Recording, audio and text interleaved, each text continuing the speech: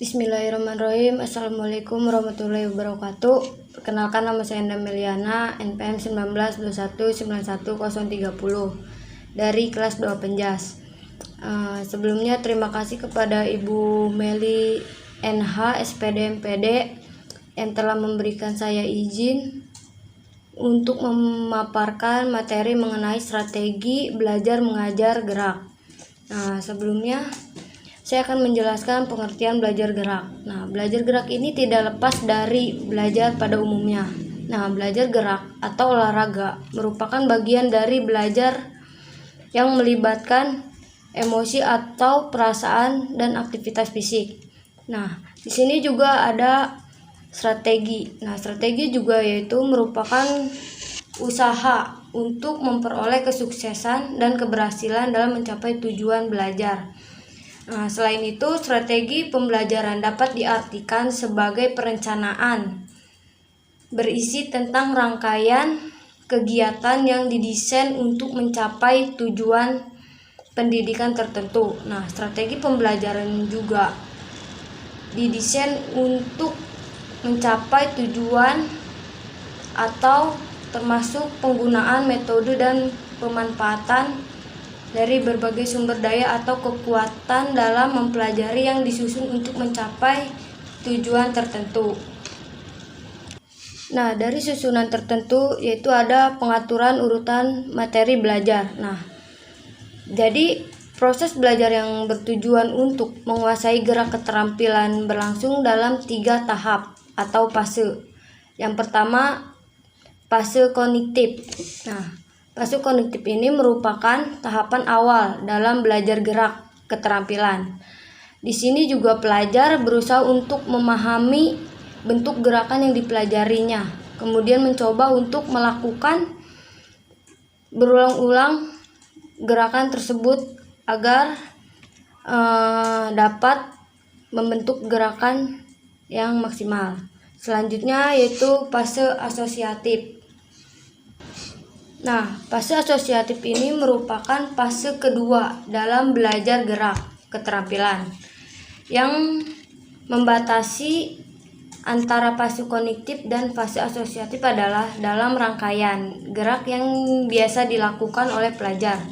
Pada fase asosiatif ini pelajar sudah sampai pada taraf atau rangkaian bagian-bagian gerak keseluruhan. Selanjutnya yaitu memasuki fase otonom. Fase otonom ini merupakan fase akhir dari belajar keterampilan gerak. Fase ini merupakan mencapai tingkat penguasaan gerak yang paling tertinggi. Jadi pelajar bisa melakukan rangkaian gerak keterampilan secara otomatis. Gerakan bisa dilakukan secara otomatis dalam artian bahwa pelajar mampu melakukan gerakan keterampilan tertentu walaupun pada saat bersamaan ia harus melakukan aktivitas yang lain. Selanjutnya yaitu waktu latihan. Pengaturan waktu biasanya berkaitan dengan seberapa lama siswa akan melakukan tugas belajar gerak itu. Waktu pula lah yang akan menentukan seberapa produktif lingkup atau lingkungan mengajar untuk mengajar gerak. Pertama yaitu waktu yang tersedia. Kedua, waktu yang dialokasikan.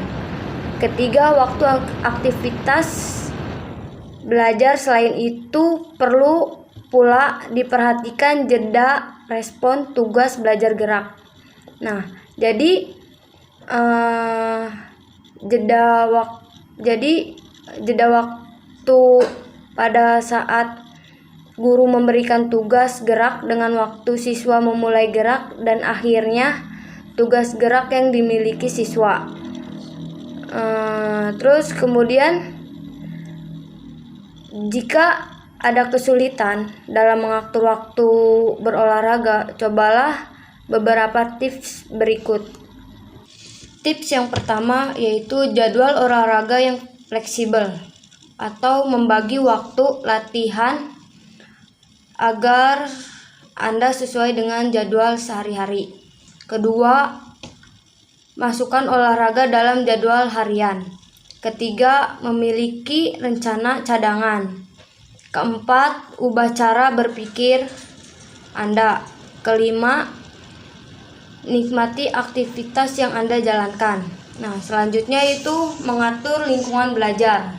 Nah, mengatur lingkungan belajar ini biasa penggunaan dan pengaturan lingkungan belajar merupakan suatu kegiatan yang didasarkan atas berbagai pertimbangan. Yang pertama yaitu prinsip-prinsip pengaturan lingkungan belajar dan bermain anak. Pertama, tingkat perkembangan anak. Nah, tingkat perkembangan anak ini perlu diatur lingkungan belajar dan bermain atau disesuaikan dengan tingkat perkembangan anak, baik dalam segi perkembangan kognitif, motorik, bahasa maupun psikososial. Yang kedua, stimulasi perkembangan anak. Nah,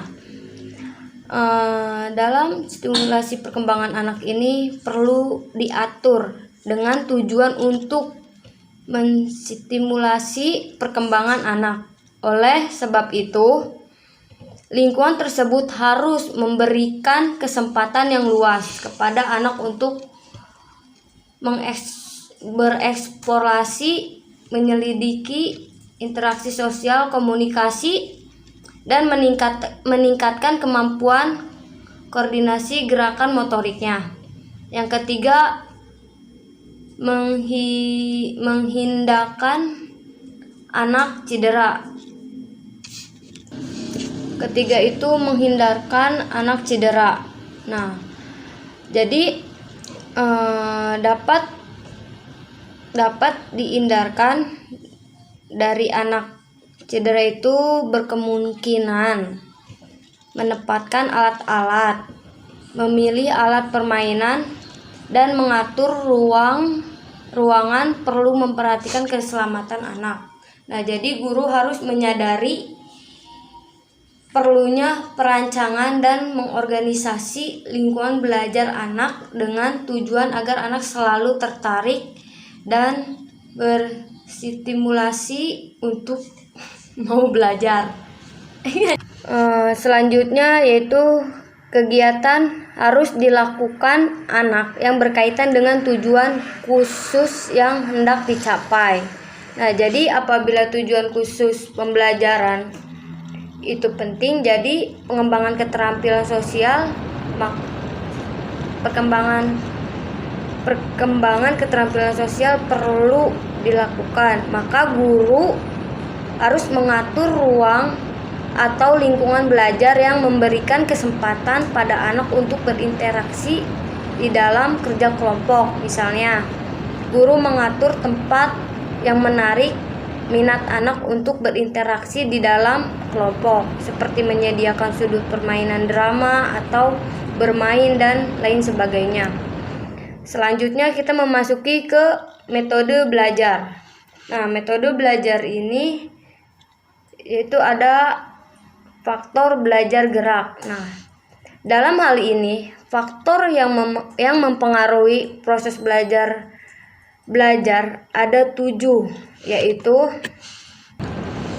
pertama yaitu faktor kecerdasan, kedua faktor belajar, ketiga faktor sikap, keempat faktor kegiatan, kelima faktor emosi dan sosial, keenam faktor lingkungan, ketujuh faktor guru. Yang kedua yaitu fase belajar gerak. Nah, proses belajar bertujuan menguasai gerak keterampilan berlangsung dalam 3 tahap atau fase, yaitu tahap kognitif, asosiatif, dan otonom.